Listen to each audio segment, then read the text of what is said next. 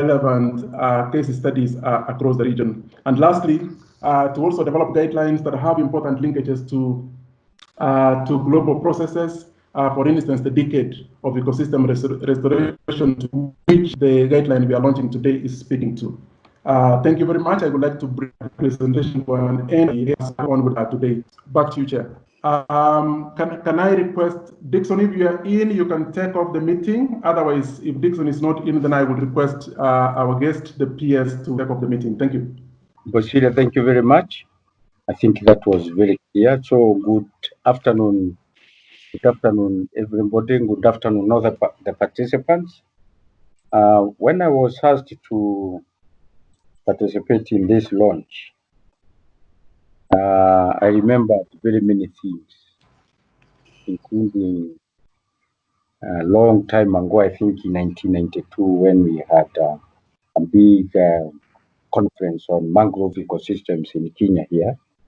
And I'm delighted to be part of this. I also remember I went on to become a live member of the Mangrove International Society. So I think this is very good. I want to congratulate all of you who thought of developing these guidelines. And today we're dealing with the mangrove guidelines for mangrove ecosystem restoration. So without further ado, let me request Dr. James Cairo of Kemfrey, who is one of the co-authors of these guidelines, to make a presentation giving the key highlights of the guidelines and other issues that relate to it in the Western Indian Ocean area. So, Dr. Cairo, please. Thank you, PS, Professor Antiba. My name is James Cairo. I am with Kenya Marine and Fishery Research Institute and the co-author of the guideline. And this guideline is coming ahead of the World Mangrove Day that is expected on 27th, which will be on a Sunday. So this will be, is like the precursor of the World Mangrove Day, which will be celebrated all over the world.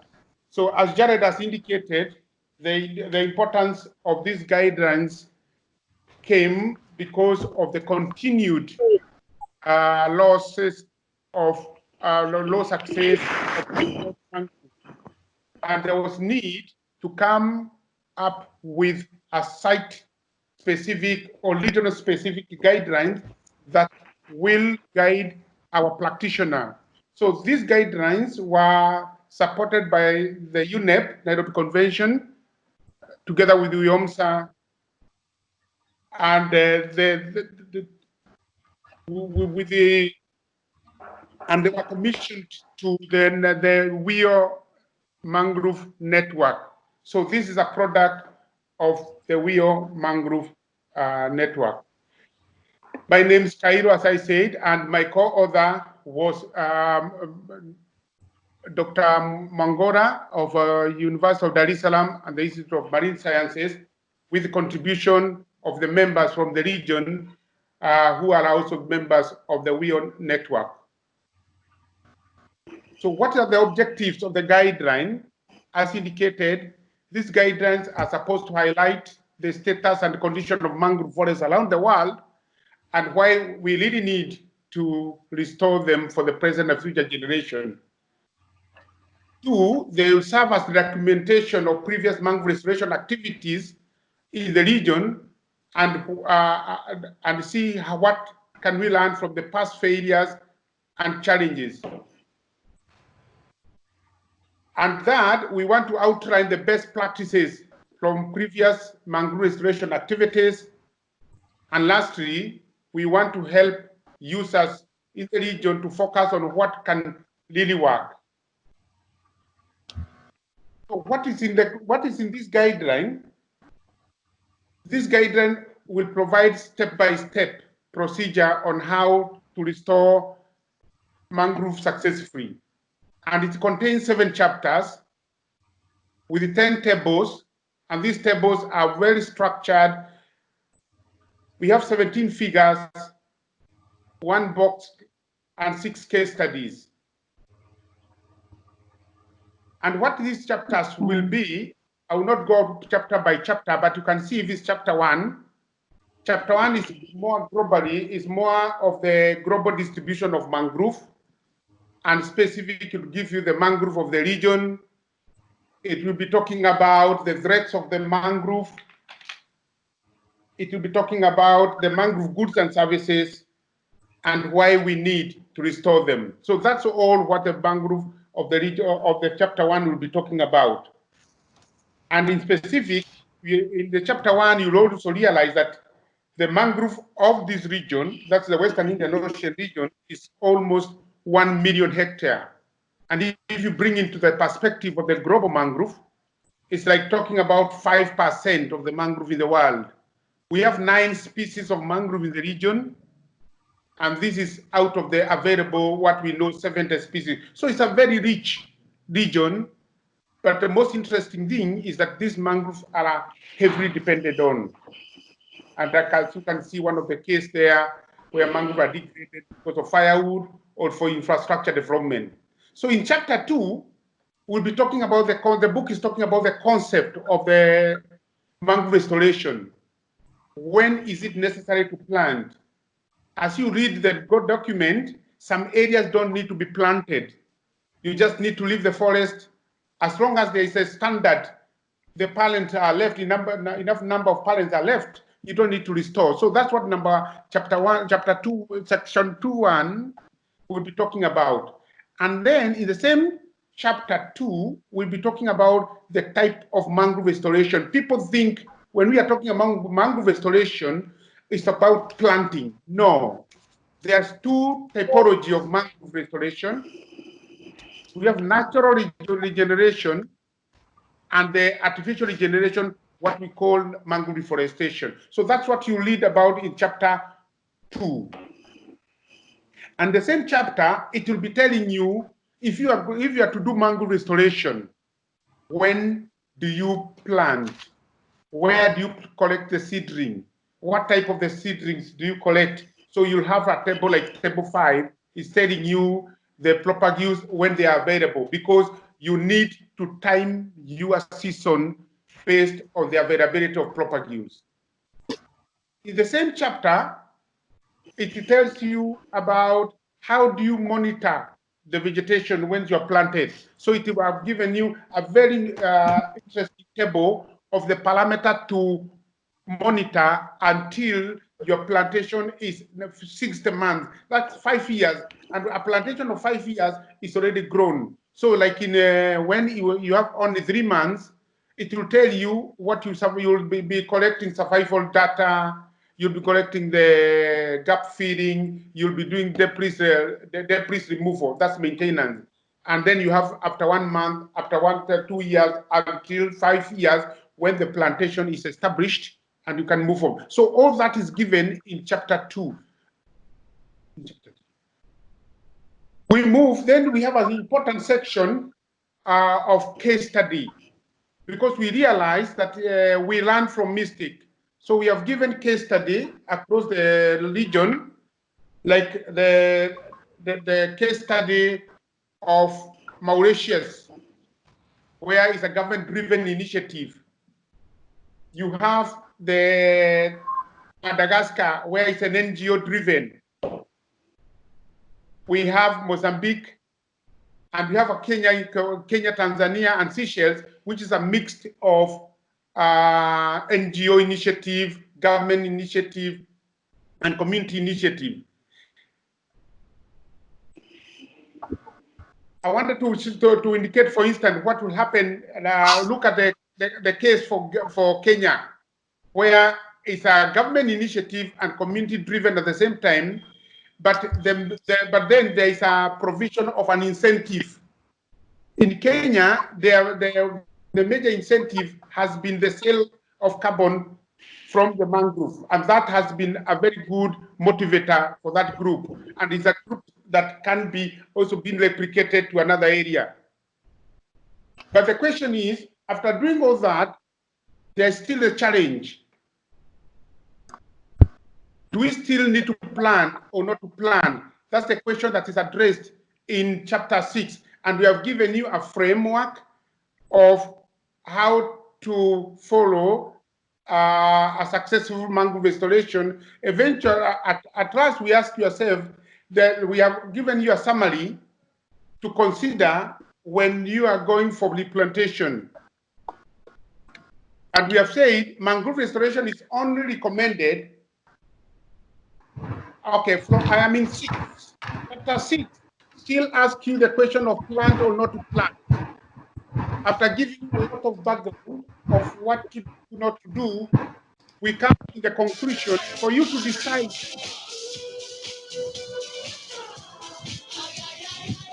For you to decide to plant or not to plant, there is need to, you only do that if there's a need to introduce valuable species, because as I indicated, mangrove can plant themselves. Number 2 is you only plant when you realize that natural regeneration cannot support your vegetation or cannot support your recruitment. The third bullet there is you only consider planting if the erosion of the intertidal, if the changes are too rapid and you need to curb the erosion. The 4th point is mangrove can also be managed as for production forestry. So you can plant mangrove for wood product, whereby you're planting to harvest. And this is a case which we have initiated here in Kenya, in Gazi, and even in Lamu area. And the third part, for you to consider planting, you can plant if you feel you do want to do compensation planting, and one community will be needing to plant seedlings for sale. So it will be a commercial enterprise. And the last bullet there is you can plant for educational and cultural purpose. So in short, in a nutshell, we find this document coming at the right time, because as Jared indicated, this is the decade of ecosystem restoration. And we shall also be having the mangrove, global mangrove day. And we know mangrove are that degraded, and if we don't keep up with the restoration, we may not achieve the goal of sustainable mangrove restoration. And for that, we may not even achieve the goal of sustainable blue economy. And I thank you so much for your listening to us. Cairo, thank you very much. Yes. I think all of us now understand the importance of these guidelines. We've been told by Cairo they are coming ahead of the World Mangroves Day. I think he said it comes on a Sunday or something like that. Mine is to urge all of us to be able to use them, to be able to apply them in mangrove restoration. And I think the issue of urging everybody to keep up the restoration of mangroves, where they sit at the conference of land and sea, they can be threatened a lot by natural and human processes. So I think we have a tool now, we have a resource now to guide us how to restore mangrove all across the wound areas, and particularly in the Western Indian Ocean area. So thank you very much, Mr. Cairo. I think we'll give you an applause on the web, so we move forward. And at this juncture, I want to welcome Dr. Ada Tunda. Tunda, how are you? Tunda of WIOSAP. Tunda, so that you can give us remarks on the contribution of WIOSAP, the West Indian Ocean Marine Sciences Division, to the development of these guidelines. Dr. Tunda. Can we go to the next presenter as we wait for Tunda? So thank you very much. The next presenter is Dr. Mwita Magola of IMS Zanzibar. Yes, thank you, Professor Tiba. Yeah, good morning and good afternoon to all, and again, thank you for all for saving your time to come and join us in this memorable event. So as I've been introduced, I'm Mwita Mangora. I'm with the Institute of Marine Sciences of the University of Dar es Salaam, and I'm the co-author of the guidelines, but also I'm serving as the regional secretary for the WIO Mangrove Network, which is the custodian guidelines. And so I'm wearing 2 or 3 hats in a leader of the WIO Mangrove Network, but also a co-author and then the principal investigator of one of the WIOSAP demo projects that is supported by the Nairobi Convention that will be key in the implementation and use of these guidelines for experience updates. So as Jared earlier introduced, that the WIO Mangrove Network has been the leading in this development, and all this comes when this Mangrove Network was established back in 2011. We had 5 key objectives, and 3 of them which are to share expertise across the region and make standard methods and tools for conducting assessments and management of mangroves in the region, and production of regional publications, policy brief to guide sustainable management and the conservation. So you will notice that from that, the making and the coming up of these guidelines is one of the long-awaited milestone in the region as an output and responsibility of the regional network. So that is a good mark and an icon for the regional network. And this follows the first production of the another volume, which was out back in 2016 on the status and management of the mangroves in the region, which of course highlighted the need for this guideline. So this is coming as a response to that area volume that we produced back in 2016. And in terms of now, as the network assumes the custodian of the guidelines after this year, and good enough that I would want to highlight here that the guidelines are now already online, so everyone can download and use and share and link it to other local and institutional websites. So you can now have it from the UNEP Nairobi Convention website. It's there and it's freely downloadable for you and everyone to use. So, but as the network, we have country representatives across the member states of the Nairobi Convention, and we understand we have focal points and focal institutions of the Nairobi Convention members, where we have responsible institutions, agencies, and authorities for mangrove management and conservation across the countries. And also we have research and training institutions that the network will argue and request to take on board the guidelines and disseminate as widely as possible, and of course put it into the field practice and using restoration initiatives. After this, as part of the network to ensure that this is well put in practice, we are already in consultation and actually in agreement with Wetlands International.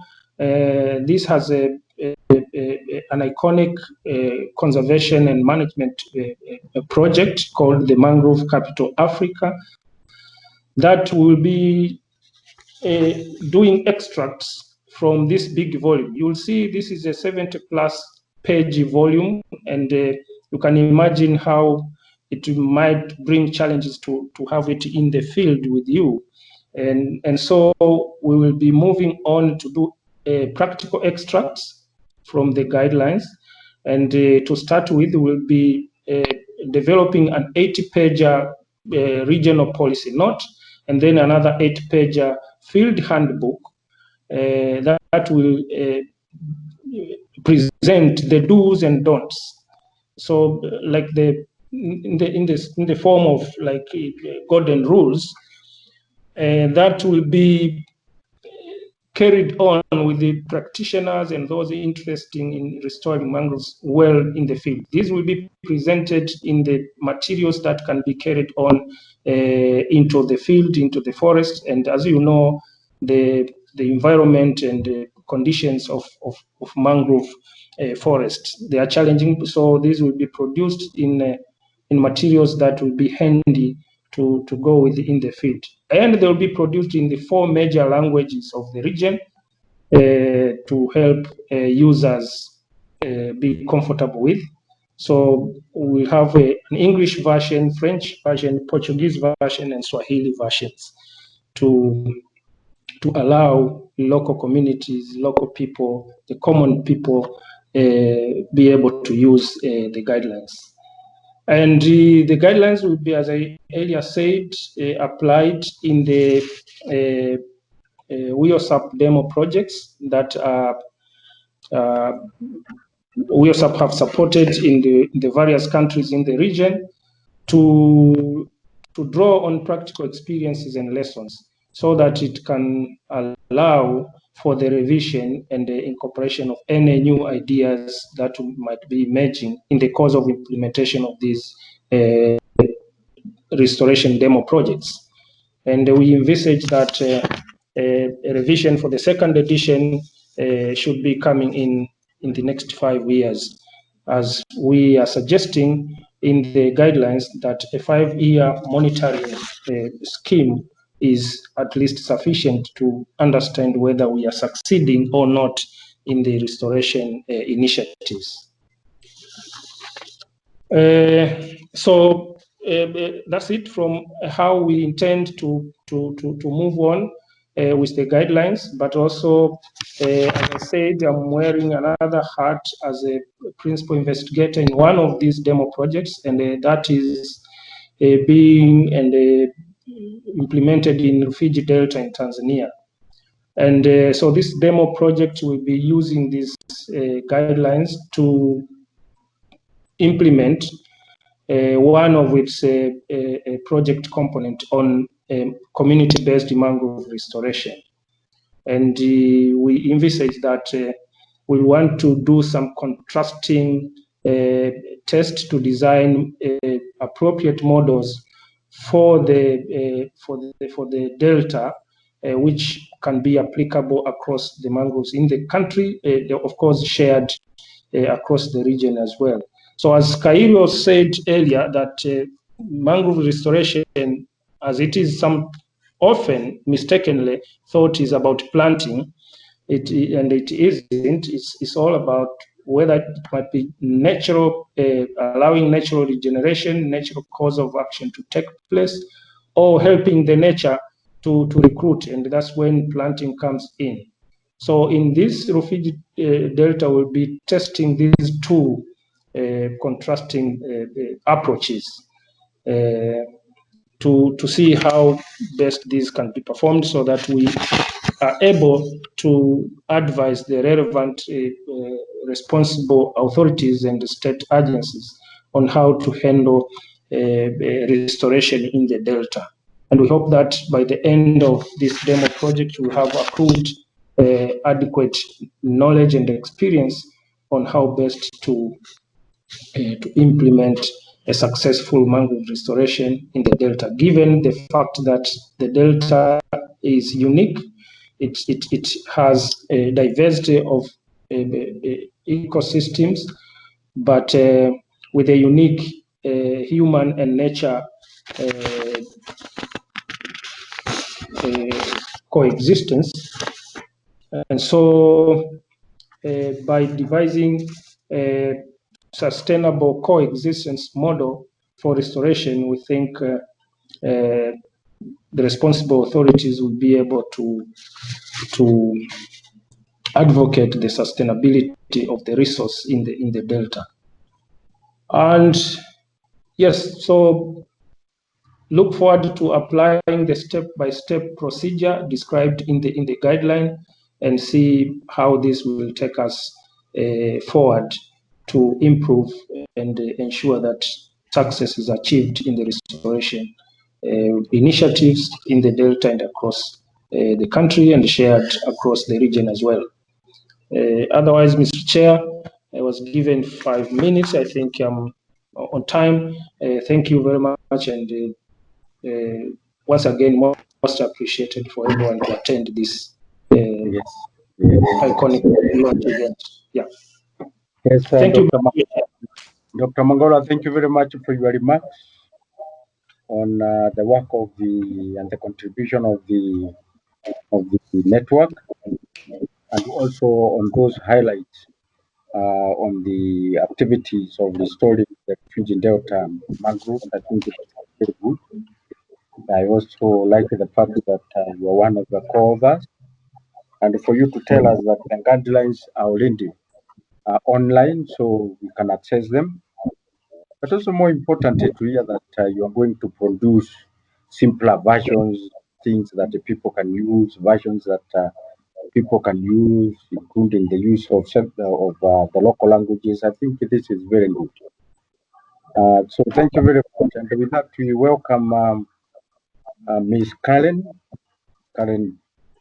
Druitt to give some remarks on the process of development of the global mangrove restoration guidelines and the links of the processes to the WIO region.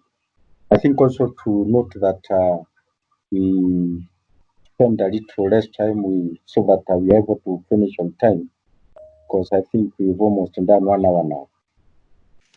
Karen, please. All right. Thank you, Professor. And good morning and good afternoon, everybody. Thank you very much for having me. My name is Karen Duthwaite. I work with the WWF Oceans program, but I also work with the Global Mangrove Alliance. And the Global Mangrove Alliance is a partnership that began in 2017 when 5 organizations came together, WWF, Conservation International, IUCN, TNC, and Wetlands International. And we came together because we thought if we could come together around a shared agenda for mangrove conservation and restoration, we could really get more done and try to really halt the loss of these critically important mangrove forests before it's too late. And so we've identified a few different areas where we could collaborate around a shared agenda, including science, policy, communications, and capacity building. Now, part of the GMA is what we've identified as we not only want to kind of promote good conservation and management, but also restoration. And we have laid out some ambitious targets for lasting change. And in order to meet these targets, we really need to kind of ensure that the restoration approaches and activities that we're doing and that we're promoting are appropriate for local site conditions and local context. And I think this is something that these WIO mangrove guidelines really do well. They are very much adapted to the WIO region, and it's great to hear that they're also going to be translated because that's really critical. Something that has particularly stood out to me about these guidelines is sort of the level of detail that they go into and really kind of the practical advice of how to actually do the restoration. I think as has been mentioned, a lot of restoration attempts are not successful because they don't necessarily use the right approaches or they kind of give very high level guidance. And these guidelines do include that high level guidance, but they also they drill deeper and they go through some of the more practical issues that smaller scale conservation and restoration projects might face, things like setting up mangrove nursery and optimal sizes for planting. It goes into monitoring, which I think is really helpful in ensuring success over the long term. And so that's this provides much more of a how-to approach than many of the other sets of guidelines that are already out there.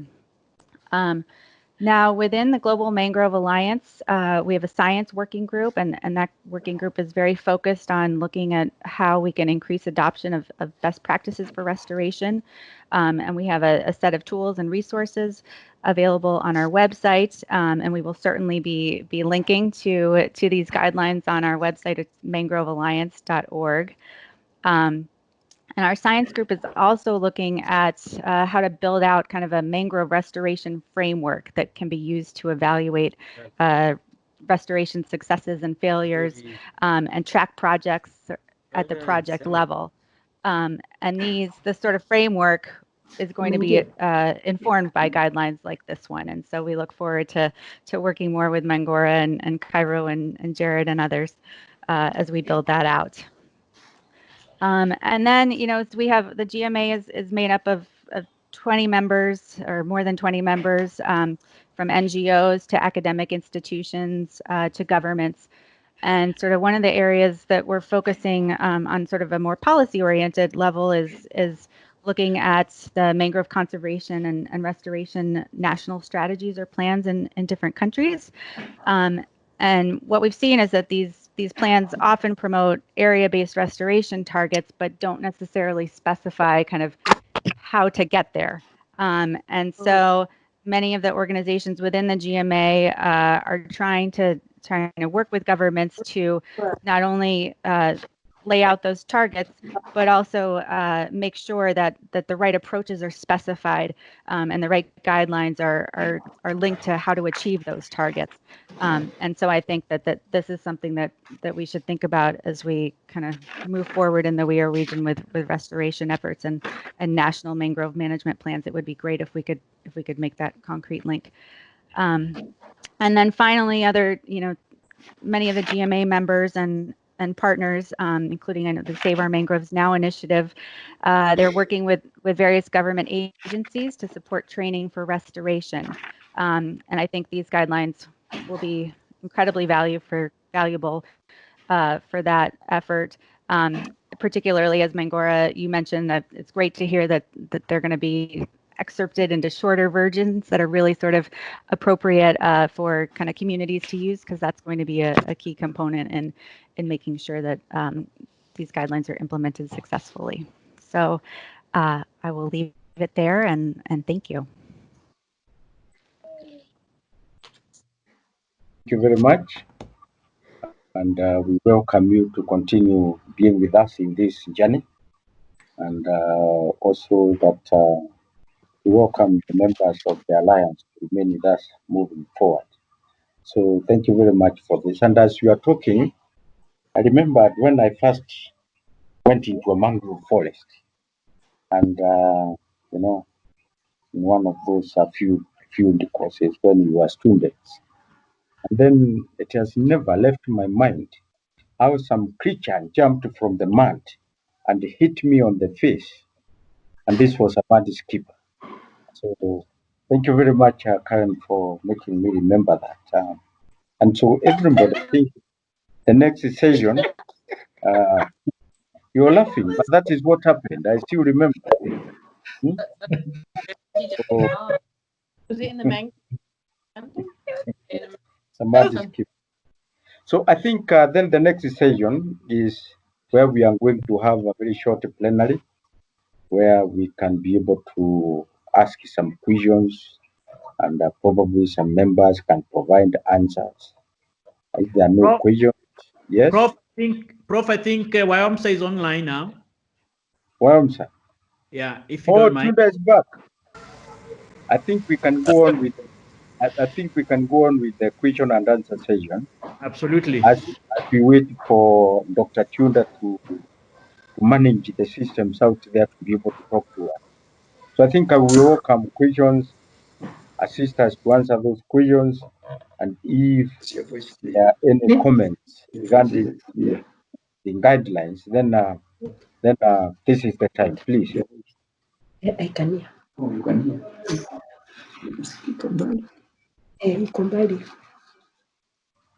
Somewhere on the screen, there's a facility to raise your hand. I can't see any hand raised. Where you don't have the facility, you can talk to me. Anybody? Prof, there was a Papa Mwade who would like to speak. Yes, Papa Mwale.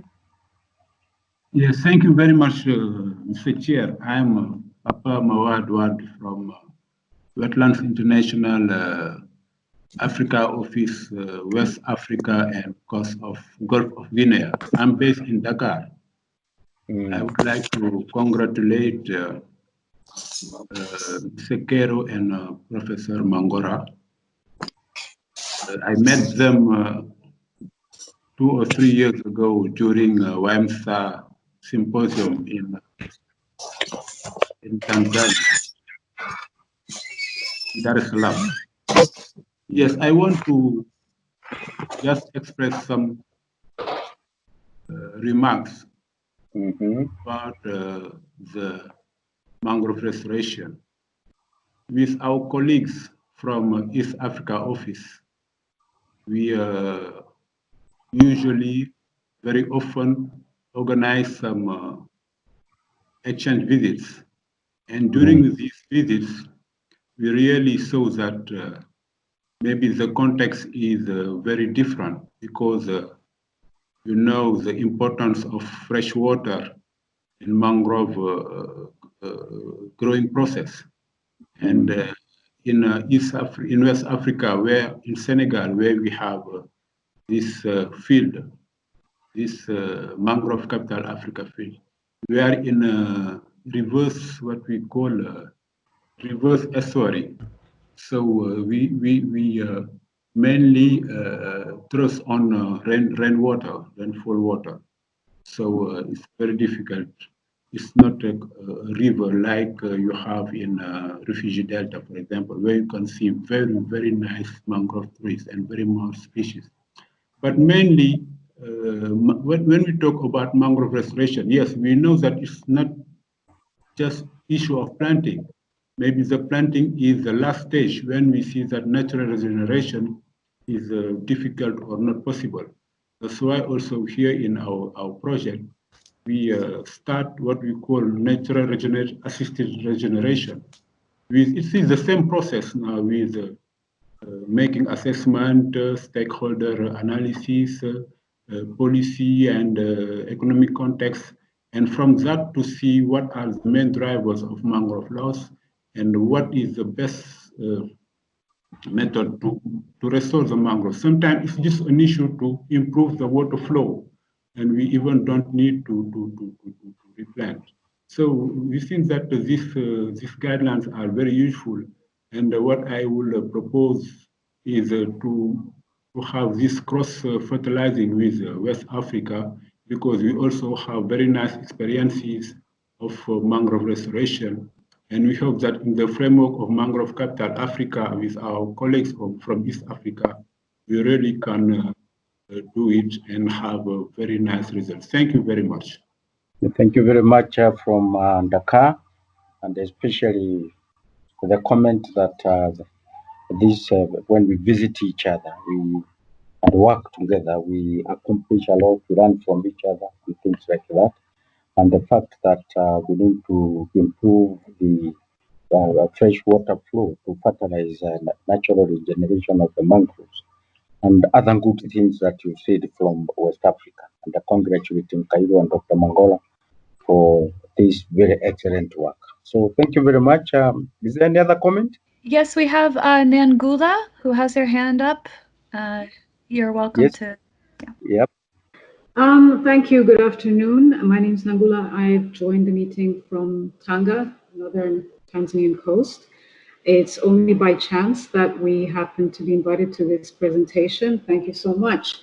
My question is related to Karen Duthwaite's section of the presentation about the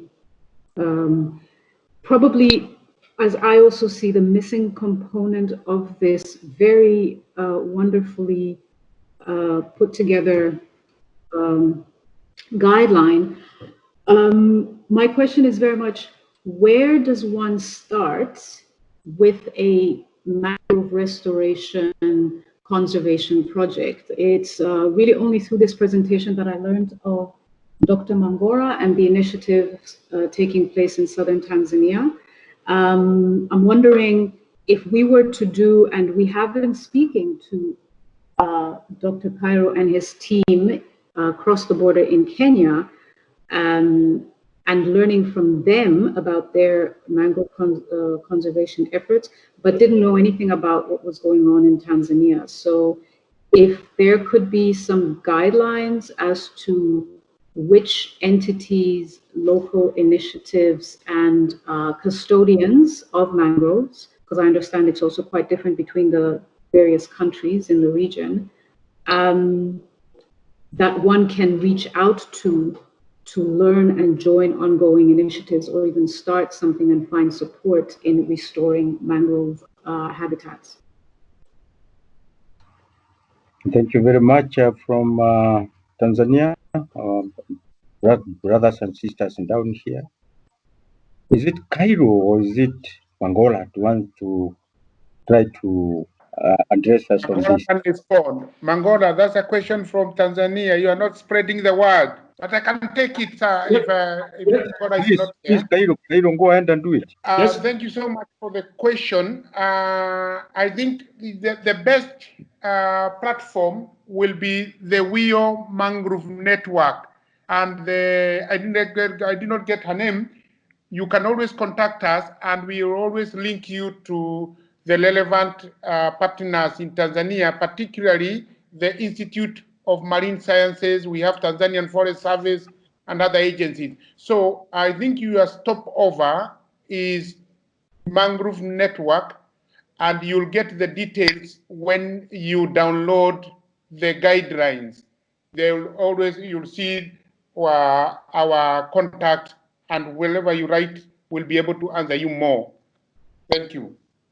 Okay, and I think for the interest of time, I'd like to request the participants, those who have questions, those who have comments, to write those ones down, probably to the Secretariat in dealing with this, and then they can be answered later. For the interest of time, I see it's now going to 4:15, so that we can be able to deal with the other parts. And so, if you bear with me, then I'll request Nancy Soy, the coordinator of the Regional Seas Program at UNEP, to give remarks on how UNEP can promote the guidelines, especially among the Regional Seas Program. And Soy, being mindful of the time where we are, we thought they should be 1.5 hours. Please, welcome. Sorry, Chair, if I can intervene quickly, I'm back. I'm back, but the other question by the previous speaker was on where do you start with the mangrove restoration? So in the guideline, once you have it on hand, you will see we have well described how do you start, and you need to identify, you need to have the cause of action. What drives one to think of doing restoration.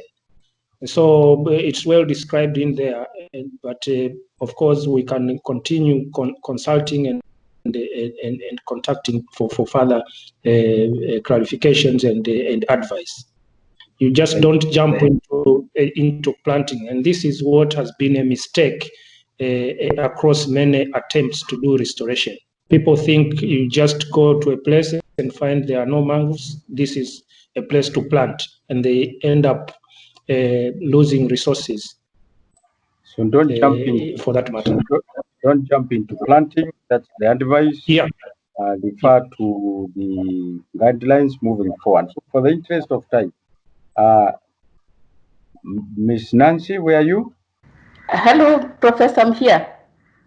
Please give us your comments on how you're going to support promote these guidelines, especially amongst our regional seas programs. Thank you so much, Professor Ntiba. My name is Nancy Soy. I work with the UNEP Regional Seas Program, where this is a program that coordinates the 18 regional seas conventions and action plans. So Nairobi Convention is one of the 18 programs that we have.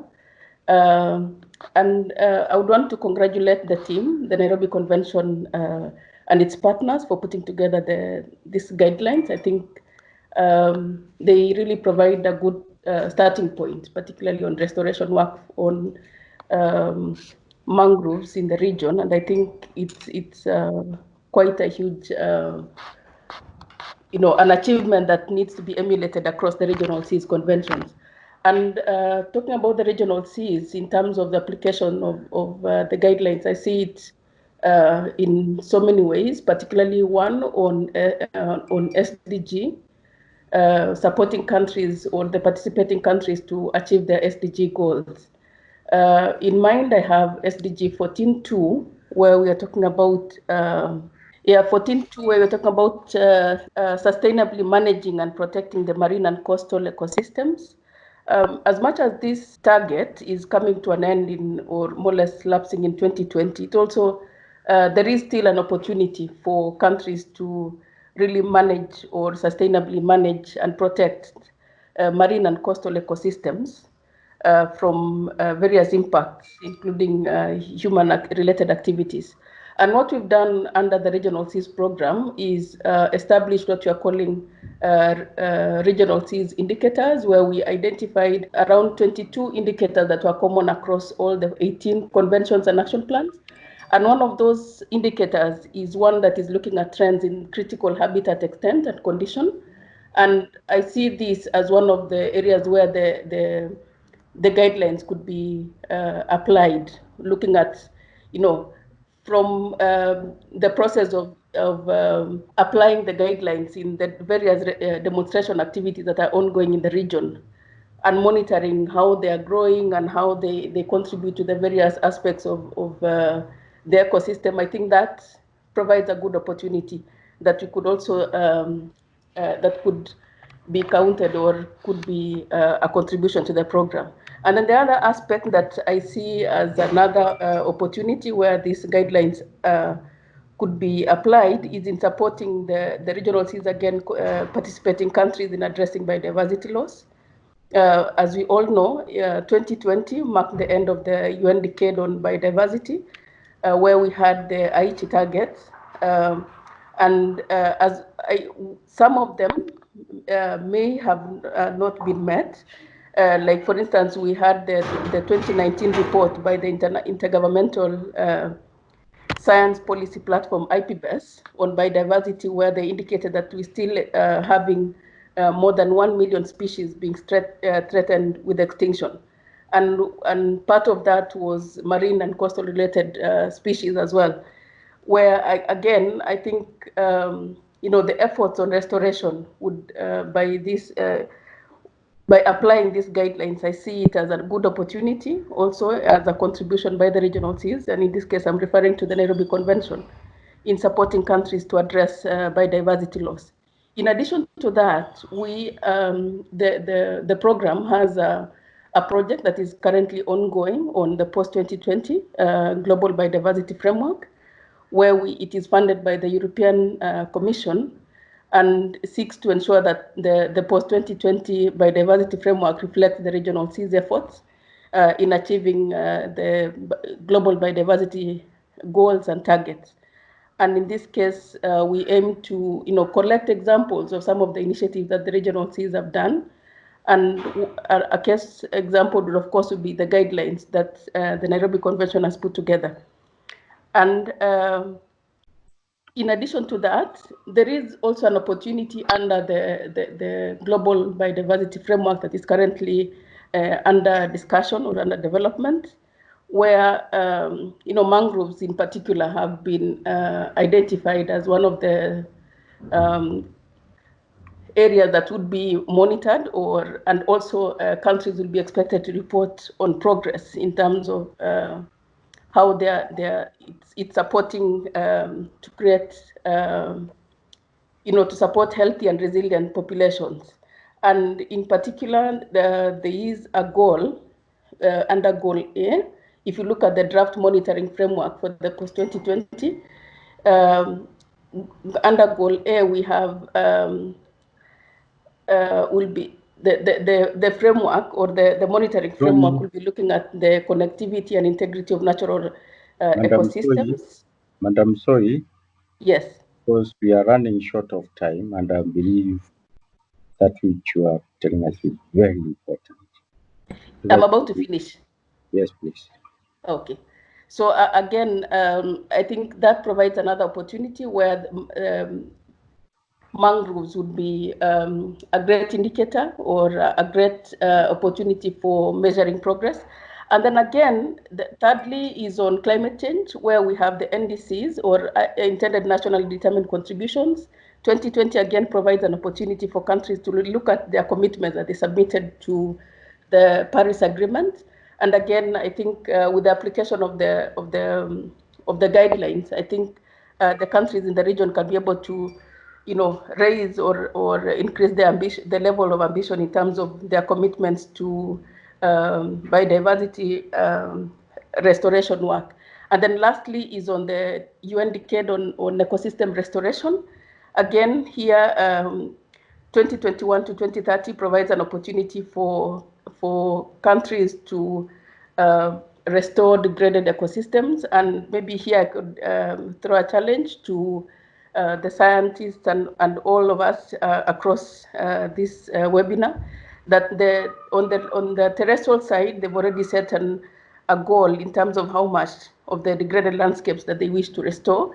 But then on the coastal side or on the ocean side, a goal is not yet set, or a target on how much would be restored would be has not yet been put together. And therefore, as we launch these guidelines, I think there is an opportunity for us to also think at how, in terms of the acreage of mangrove that we hope that we can be able to restore within a certain period of time. Thank you so much.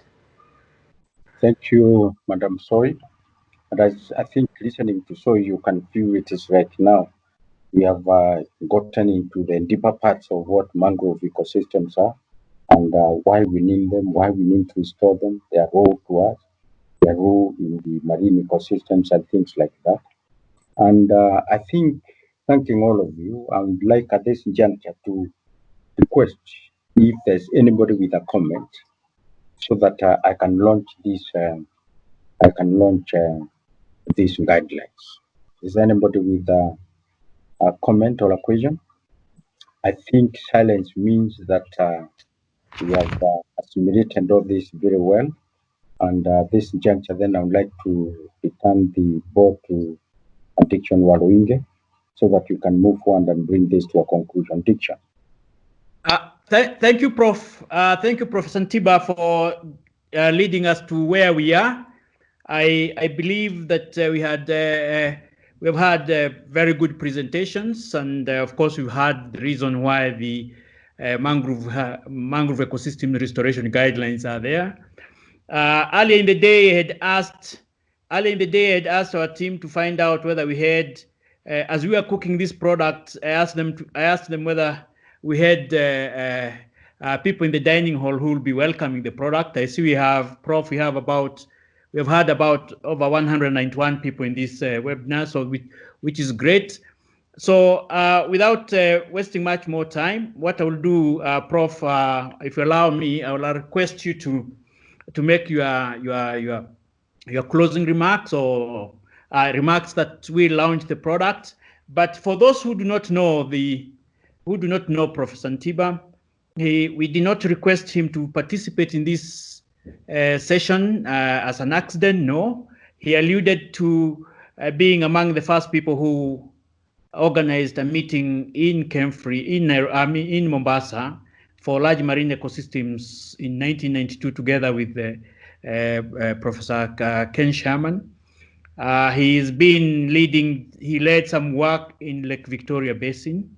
When we really wanted to have the project on what we now call Sapphire, we asked him to come to Seychelles and help the countries endorse the strategic action program produced by large marine ecosystem, the Agulhas and Somali large marine ecosystems, and he did. So he's been one of us, and it's in this context that I'm glad to ask you, especially as one of the longest-serving principal secretaries in the Kenyan government, to please make the closing remarks and launch the products. Professor Ntiba. Thank you very much. I said very many things about you. So participants, all of us, I can see in the morning when I was saying that 1 hour is not enough for this, I was being doubted. I think we have proved this to be true. And that since we are really running short of time, I would like to, before I launch this, first of all to say that we woke up sometimes in the day and there's news that East Africa lost one of its former very important president, His Excellency Mkapa of Tanzania.